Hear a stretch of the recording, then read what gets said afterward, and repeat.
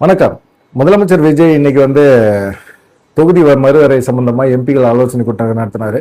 கூட்டணி கட்சிகளோட எம்பிகள் மட்டும்தான் வந்திருந்தாங்க. 20 பேர் தான் இருக்கிறாங்க. மொத்தம் 57 எம்பிகள். அதுல 37 எம்பிகள் வரல. 20 எம்பிகள் தான் கலந்துக்கணும். ஏன்னா காங்கிரஸ், விசிகா, அப்புறம் கம்யூனிஸ்ட், அதே போல பாத்தீங்கன்னா மதிமுக, இவங்க எல்லாமே அது துறை வைக்கோலாம் இழுத்து ஜெயிக்க வச்சாங்க அவரெல்லாம் இப்போ அங்கிட்டு தாவேக ஆதரிக்கல, அது சம்பந்தமா நமக்கு வேணாம். ஆனா 20 எம்பிகள் 19 எம்பிகள் தான் கலந்துக்கிட்டாங்க. சுதா எம்பி மட்டும், காங்கிரஸ் எம்பி கலந்துக்கல. அவங்க என்னன்னா கர்நாடகாவில் ஒரு ஃபங்க்ஷனுக்காக இருக்கிறேன் அப்படின்னு சொல்லிட்டு அவங்க கலந்துக்காம விட்டுட்டாங்க.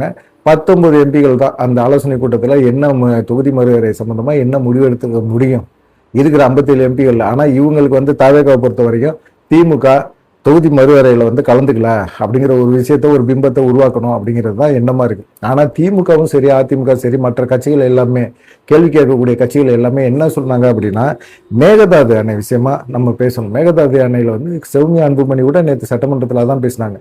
நமக்கு என்னன்னா அவங்கள்ட்ட போய் என்ன கலந்து ஆலோசனை எல்லாம் பண்றது. மேகதாதுல அணை கட்டக்கூடாது.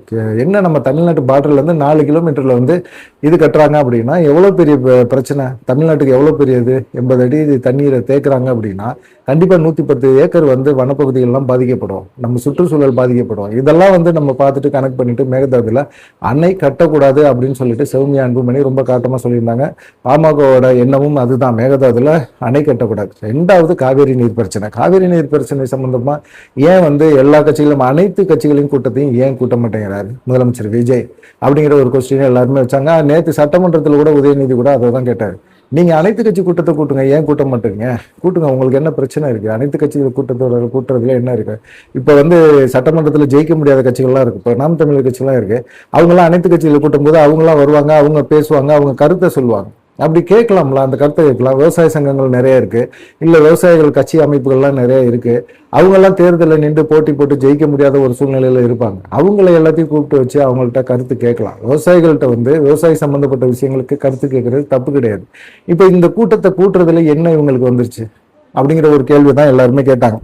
ஆனா விவசாய அமைப்புகள் எல்லாமே இந்த கூட்டத்தை கூட்டணும்னு சொன்னதுக்கு கூட்ட முடியாது, நாங்க ஏற்கனவே சட்டமன்றத்துல மேகதாது காவேரி சம்பந்தமான ஒரு தீர்மானங்கள்லாம் நிறைவேற்றிட்டோம், இந்த தீர்மானங்களை மத்திய அரசுக்கு அனுப்பிச்சிட்டோம், அவ்வளவுதான், முடிஞ்சு போச்சு எங்களுடைய வேலை அப்படின்னு சொல்றாங்க. இப்ப காவேரியில தண்ணி வந்துச்சு. காவேரி தீர்ப்பாயம் என்ன சொல்றாங்க அப்படின்னா, ஒரு 3500 கனஅடியை திறந்து விடுங்க அப்படின்னு சொன்னா, எங்க டேம்ல தண்ணியே இல்லைங்கன்னு சொல்லிட்டாங்க. திடீர்னு மழை பெஞ்சிருச்சு. திடீர்னு மழை பெஞ்சோன்னா 3 நாள்ல தண்ணியை திறந்து விடுறாங்க. 25,000 27,000 தண்ணியை திறந்து விடுறாங்க. எப்படி இவ்வளவு சீக்கிரத்துல டேம் ரொம்பிருச்சா அப்படிங்கிற கேள்வியெல்லாம் இருக்கு. அப்போ போய் சொல்றாங்கல்ல, தண்ணியை வச்சுக்கிட்டு தமிழ்நாட்டுக்கு தண்ணி திறந்து விட மாட்டேறாங்க அப்படிங்கிறது தான். தமிழ்நாட்டுக்கு காவிரி ஆத்து மூலமா தண்ணி வந்தது உபரி நீர் தான். மற்றபடியெல்லாம் பெருசா தண்ணியெல்லாம் எதுவுமே வரல அப்படிங்கிறது தெளிவா தெரியுது. இந்த மாதிரி சூழ்நிலையில தான் நான் கர்நாடகா போகலான்னு ஒரு முடிவு பண்ணி வச்சிருந்தேன். அங்க போய் கர்நாடகா போனேன்னா என்னை அவமானப்படுத்திருந்தா கூட இந்த அவமானத்தை நான் தமிழ்நாட்டுக்காக, தமிழ்நாட்டு மக்களுக்காக, என்னையை நம்பி ஓட்டு போட்ட மக்களுக்காக, விவசாயிகளுக்காக நான் இந்த அவமானத்தை தாங்கிக்குவேன் அப்படின்னு சொல்லி ஒரு முதலமைச்சர் சட்டமன்றத்தில் பேசினார். இதை எப்படி ஏத்துக்கிறதுனே தெரியல. ஒரு முதலமைச்சர் போய், தமிழ்நாட்டு முதலமைச்சர் கர்நாடகாவில் போய் அவர் அவமானப்பட்டார் அப்படின்னா அது முதலமைச்சர் விஜய்க்காகனா அவமானமே கிடையாது. அது தமிழ்நாட்டு மக்களுக்காக, அதுவும் காவேரி பகுதியில் இருக்கிற விவசாயிகளுக்கான ஒரு அவமானமா தான் பார்ப்பாங்க. அந்த மாதிரி சூழ்நிலையில நீங்க போய் ஏன் அவமானப்படணும்? நாங்க போய் ஏற்கனவே நம்ம பேச்சுவார்த்தை நடத்தி வச்சிருக்கிறோமே. பேச்சுவார்த்தை மூலமா காவேரி பிரச்சனைக்கு ஒரு தீர்வு கண்டாச்சு. அப்புறமா ஏன் இவர் போறாரு? இவர் போக வேண்டிய அவசியமே கிடையாது. கர்நாடகா போய் அங்க இருக்கிற முதலமைச்சர் சிவகுமாரை பார்த்து பேச வேண்டிய அவசியமே கிடையாது. காவிரி நீர் பிரச்சனை சம்பந்தமா நமக்கு ஏற்கனவே 2018 உச்ச நீதிமன்றம் ஒரு தீர்ப்பை கொடுத்துருக்குறாங்க. தீர்ப்பு கொடுத்த பிறகு ஏன் அந்த தீர்ப்பை புதுசா நீங்க பேச்சுவார்த்தை அப்படின்னு சொல்லி ஒரு புது டைரக்ஷன்ல கொண்டு போக முயற்சி பண்றீங்க அப்படிங்கிற ஒரு கேள்வியை தான் கேட்குறாங்க. அதுலேயும் உங்களை அவமானப்படுத்துவாங்க அப்படின்னு சொல்லி சினிமாத்தனமான ஒரு சென்டிமெண்ட்டை கொண்டு வராதிங்க. மக்கள்கிட்ட இந்த மாதிரி ஒரு சென்டிமெண்ட், ஆஹா தமிழ்நாட்டு விவசாயிகளுக்காக முதலமைச்சர் விஜய் போய் அவமானப்பட தயாராக இருக்கிறாரு அப்படின்னு மக்கள் யோசிப்பாங்க, மக்களை யோசிக்க வைக்கணும் அப்படின்னு சொல்லி ஜான் ஆரோக்கியசாமியும் இல்லை இந்த திரைக்கதை வசனம் எழுதுற ஸ்கிரிப்ட் எழுதுறவங்களை வச்சு எழுதி இதெல்லாம் சட்டசபையில பேசாதீங்க, இது அசிங்கமா இருக்கு, அவமானமா இருக்கு அப்படின்னு சொல்லி நிறைய பேர் இப்போ விமர்சனம் பண்றாங்க. சரி, நீங்க தொகுதி மறுவரை பண்றீங்க. மறுவரை பண்ணும்போது நீங்க திமுகவுக்கு எங்க நீங்க கேட்குறீங்க?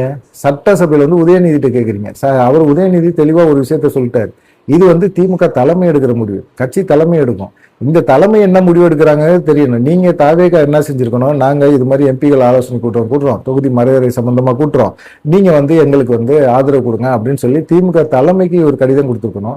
அதிமுக தலைமைக்கு ஒரு கடிதம் கொடுத்துருக்கணும். கூட்டணி கட்சிகளுக்கு இவர் கூப்பிட்டு சொல்றாரு, இல்ல கூப்பிடாம சொல்றாரு. ஏன்னா காங்கிரஸ் எல்லாம் கலந்துக்குது அப்படின்னா 2 அமைச்சர் பதவி இருக்கு, விசியா கலந்துக்குது அப்படின்னா ஒரு அமைச்சர் பதவி இருக்கு. மதிமுகவுக்கு வேற வழி கிடையாது, கலந்துக்கிட்டு தான் ஆகணும் அப்படிங்கிற ஒரு சூழ்நிலையில அவங்க இருக்காங்க. கம்யூனிஸ்ட் கட்சிகள் நிபந்தனையற்ற ஆதரவு கொடுத்தாலும் அவங்க வந்து தொகுதி மறுவரை பாஜக எதிர்ப்பு அப்படிங்கிற ஒரு விஷயத்துல அவங்க தெளிவா இருக்கிறாங்க. அதனால சரி, அந்த விஷயத்துக்கு தாவேகா கூப்பிடுத்து நம்ம போலாம். ஆனா விவசாயிகள் சம்பந்தப்பட்ட, காவிரி நீர் சம்பந்தப்பட்ட, மேகதாது அணை சம்பந்தப்பட்ட இந்த விஷயங்களுக்கு அனைத்து கட்சி கூட்டம் அப்படிங்கிற ஒரு விஷயத்தை ஏன் கூட்டல அப்படிங்கிறதுல கம்யூனிஸ்ட் கட்சியும் எதிர்ப்பா இருக்கிறாங்க.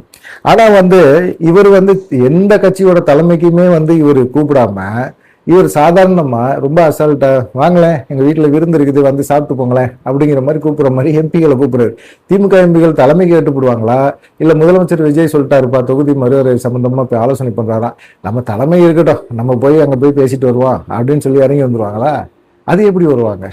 அதே போலதான் அதிமுகவும் எடப்பாடி பழனிசாமியும் அதெல்லாம் கலந்துக்க முடியாது அப்படின்னு சொல்லிட்டாரு. இப்ப கட்சி தலைமைக்கு தான் அவங்க கட்டுப்படுவாங்க. அதே போல வந்து தொகுதி மறுவரையில பெண்களுக்கு இடஒதுக்கீடுல வந்து அதிகப்படுத்துறாங்க அப்படிங்கிற ஒரு விஷயம் வந்து பாஜக ஏற்கனவே சொல்லியிருக்கு. பெண்களுக்கான இடஒதுக்கீடு அப்படிங்கிறது மிக முக்கியமான ஒரு விஷயமா பார்க்கப்படுது.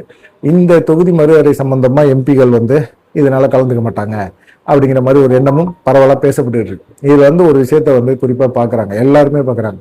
என்னன்னு கேட்டீங்கன்னா, பிரதமர் மோடி வந்து செய்தியாளர்களை இது வரைக்கும் சந்திச்சதே கிடையாது, சந்திக்க மாட்டாரு, சந்திச்சு பேச மாட்டாரு. அவர் சம்பந்தப்பட்ட அவர்கிட்ட நேரடியா எந்த விதமான கேள்வியும் கேட்க முடியாது. அப்படிதான் இருக்கிறாரு. செய்தியாளர்கள்ட்ட சந்திப்புங்கிறத அவர் கிடையாது. அதே போலதான் இங்க இருக்கிற முதலமைச்சரும் செய்தியாளர்களை சந்திக்கிறது அப்படிங்கிற ஒரு விஷயமே கிடையாது. செய்தியாளர்களை சந்திக்கவே மாட்டார். ஆனா தினம் பேப்பர் படிக்கிறேன்னு மட்டும் சொல்றாரு. இது எப்படி ஏத்துக்க முடியும்? அவர் என்ன மனநிலையில் இருக்காரு, என்ன பேச நினைக்கிறாரு, என்ன கருத்து அவர் மைண்ட்ல ஓடுது, அது சம்பந்தமா நம்ம பேசலாமே அப்படிங்கிற மாதிரி இருக்கு. இப்ப சட்டசபையில வந்து ஒரு பேப்பர் படிக்கிறவரு எழுதி கொடுத்த ஒரு விஷயத்தை பத்தி பேசிட்டாரு. 1996ல திமுக தான் காவிரி விவகாரத்தை வந்து கோட்டை விட்டுச்சு அப்படின்னு சொன்னார். அப்ப நீர்வளத்துறை அமைச்சரா இருந்தவங்க தான் கோட்டை விட்டாங்க. அப்ப நீர்வளத்துறை அமைச்சரா இருந்தாங்களா, நீர்வளத்துறை அப்படின்னு ஒரு விஷயம் இருந்துச்சா அப்படிங்கிற மாதிரி ஒரு கேள்வி எல்லாம் இருக்கு. ஏன்னு கேட்டீங்கன்னா, அப்ப நீர்வளத்துறை அப்படிங்கிற ஒரு இதே கிடையாது. பொதுப்பணித்துறையில தான் நீர்வளத்துறையும் இருந்துச்சு. அப்ப பொதுப்பணித்துறை அமைச்சரா இருந்தவர் வந்து கலைஞர் தான். 74ல வந்து மைசூர் மாநிலத்தோடான ஒரு ஒப்பந்தம் வந்து முடிவடைஞ்சிச்சு. அப்புறம் தான் வந்து கலைஞர் வந்து போராடி காவிரி நீர் தீர்ப்பாயம் அமைக்கணும், எங்களுக்கு வருஷம் இது காவிரி நீர் பஞ்சாயத்து ஒண்ணு ஏற்கனவே இருக்குது, இது வந்து பேசியெல்லாம் தீர்க்க முடியாது, தீர்ப்பாயம் மூலமா தான் நாங்க தீர்க்க முடியும், காவிரி நீர் எங்களுக்கு வேணும், இவங்களுக்கு வந்து ரொம்பனா மட்டும் திறந்து விடுவேன் அப்படின்னா இது ஏத்துக்கவே முடியாது அப்படிங்கிற மாதிரி ஒரு சூழ்நிலைய கலைஞர் அப்பயே புரிஞ்சு கலைஞர் அப்பயே வந்து இதை பண்ணியிருக்கிறாரு அப்படிங்கிற மாதிரி ஒரு விஷயம்.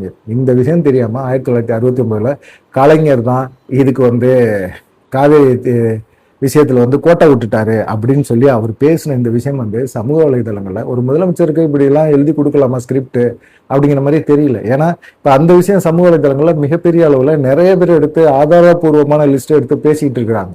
இதை பார்க்கும்போது ரொம்ப ஆச்சரியமா இருக்கு. எப்படி முதலமைச்சருக்கு வந்து இப்படி எல்லாம் ஸ்கிரிப்ட் எழுதி தரீங்க அப்படிங்கிற ஒரு கேள்வி கேட்க வேண்டியதா இருக்குது. இது வந்து என்னன்னு கேட்டீங்கன்னா, இப்போ ஏன் இந்த தொகுதி மறுவரையை வந்து இவ்வளவு சீக்கிரமா செயல்படுத்த விஜய் விரும்புறாரு, முதலமைச்சர் விஜய் விரும்புறாரு அப்படின்னா, திமுக வந்து நாடாளுமன்றத்துல மிகப்பெரிய அளவுல காவிரி நீர் பிரச்சனையை வச்சு மிகப்பெரிய அரசியல் பண்றாங்க. இதனால வந்து காங்கிரஸுக்கு மிகப்பெரிய தர்ம சங்கடம். அதே சமயத்துல இங்க மாநிலத்தை பொறுத்த வரைக்கும் தாவேகாவுக்கும் மிகப்பெரிய அடி. இப்படிப்பட்ட ஒரு சூழ்நிலையில காங்கிரஸும் தாவேகாவும் இணைஞ்சு அவங்க ஒரு பிளான் போடுறாங்க, நான் என்னையே அங்க சமாளிக்கணும். அது இல்லாம கர்நாடகாவில் காங்கிரஸ் ஆட்சி, காங்கிரஸுக்கு வந்து எதிராக திமுக அங்க குரல் கொடுக்குது. அப்படிங்கும்போது இங்க வந்து தாவேகா வச்சு நம்ம தொகுதி மறுவரை பாஜக கொண்டு வந்துச்சுன்னா திமுக ஆதரிக்க முடியாத ஒரு சூழ்நிலையை உருவாக்கணும், திமுகவோட நிலைப்பாடு என்னன்னு நம்ம தெரிஞ்சுக்கணும், திமுக கண்டிப்பா தொகுதி மறுவரை பாஜகவோட கூட்டணி 5 அமைச்சர் பதவி அப்படி இப்படின்னு அவங்க ஒரு டீல் பேசிக்கிட்டே இருக்கிறாங்க. அப்படி அந்த டீல் எல்லாம் நம்ம சமாளிக்கணும் அப்படின்னம்னா கண்டிப்பா இந்த மாதிரி ஒரு விஷயத்த முதலமைச்சர் விஜய் தலைமையில ஒண்ணு பண்ணணும்னு சொல்லி காங்கிரஸ் போட்டு கொடுத்த ஸ்கெட்ச் இது. இந்த ஸ்கெட்சை புரியாம முதலமைச்சர் விஜயும் வந்து தொகுதி மறுவரையை போட்டு இன்னைக்கு வந்து அசிங்கப்பட்டு நிற்கிறார். 19 எம்பிகள் தான் வந்திருக்கிறாங்க, அதுவும் கூட்டணி கட்சி எம்பிகள் தான் வந்திருக்கிறாங்க, மற்றபடி யாருமே வந்து வரல. சரி, கடந்த ஆட்சி காலகட்டத்தில் திமுக ஏன் தோத்துது கடந்த 5 ஆண்டுகள்ல அப்படிங்கன்னு பார்த்தீங்கன்னா, அதிகாரிகள் வந்து அப்போ முதலமைச்சர் இருந்த ஸ்டாலினை வந்து மிஸ்கைடு பண்ணாங்க. அவங்க சொல்ற விஷயங்கள் வந்து அதிகாரிகள் சொன்ன விஷயத்தை மட்டுமே ஸ்டாலின் நம்பிக்கிட்டே இருந்தாரு. அதிகாரிகளை தாண்டி கலை நிலவரம் என்ன, கலை யதார்த்தம் என்ன அப்படிங்கிறத கண்டுக்காம இருந்தாரு. அதனால பார்த்தீங்கன்னா இந்த தோல்வி ஏற்பட்டுச்சு. ஆனா இப்போ ஆட்சி அமைச்சு ஒரு 3 மாசத்துக்குள்ளேயே பார்த்தீங்கன்னா முதலமைச்சர் விஜய்க்கு அதிகாரிகள் கட்டுப்பாட்டில் போயிட்டாரு அப்படிங்கிற மாதிரி ஒரு குற்றச்சாட்டை சொல்றாங்க. இது மிகப்பெரிய ஒரு பின்னடைவா அவருக்கு ஏற்படுத்தும். அதிகாரிகள் கட்டுப்பாட்டு இல்லாம கலை யதார்த்தம் என்ன அப்படிங்கிறத அவர் யூகிச்சு செயல்படணும். மற்றவங்க என்ன எழுதி கொடுக்குறாங்க அப்படிங்கிறத தாண்டி உண்மை நிலவரம் என்ன, உண்மை யதார்த்தம் என்ன அப்படிங்கிற விஷயங்களை வச்சு பார்க்கணும் அப்படிங்கிறது தான் இருக்கு. அரசியல்வாதிகளையும் நம்பக்கூடாது, அதிகாரிகளையும் நம்பக்கூடாது. நம்ம இண்டிவிஜுவலா நம்ம சில விஷயங்களை நமக்கு நம்ப தகுந்தமான ஆட்களை வச்சு நம்ம செயல்படணும் அப்படிங்கிறது முதலமைச்சர் விஜய்க்கு இப்போ புரிஞ்சிருக்கும். ஏன்னா கடந்த முறை திமுக ஆட்சியில தோத்து போனதுக்கு காரணம் அதிகாரிகளோட செயல்பாடுகள். அதிகாரிகள் வந்து அப்ப முதலமைச்சர் இருந்த ஸ்டாலினுக்கு கொடுத்த தவறான புரிதல்கள் அப்படிங்கிற ஒரு விஷயம் வந்து பார்க்கணும். ஏன்னா இன்னைக்கு இருக்க சூழ்நிலையில இந்த விஷயங்கள் தான். இன்னைக்கு தொகுதி மறுவரைக்கு கிட்டத்தட்ட 19 எம்பிகள் தான் கலந்துக்கிட்டாங்க. அதுவும் கூட்டணி கட்சி எம்பிகள் தான். திமுக அதிமுக கலந்துகள். இது சம்பந்தமா உங்களுடைய கருத்து என்ன அப்படிங்கிறத மறக்காம கமெண்ட் பண்ணுங்க. தொடர்ந்து நம்ம சேனலை பாருங்க. இது போல வீடியோக்கள் அடிக்கடி வந்துகிட்டே இருக்கும். நீங்க கொடுக்குற மிகப்பெரிய ஒரு சப்போர்ட் தான் நம்ம வீடியோக்கள் தொடர்ந்து போடுறது அதிகரிக்கும் அப்படிங்கிறத சொல்லிக்கிறேன். நன்றி, வணக்கம். தொடர்ந்து நம்ம சேனலுக்கு சப்போர்ட் பண்ணுங்க.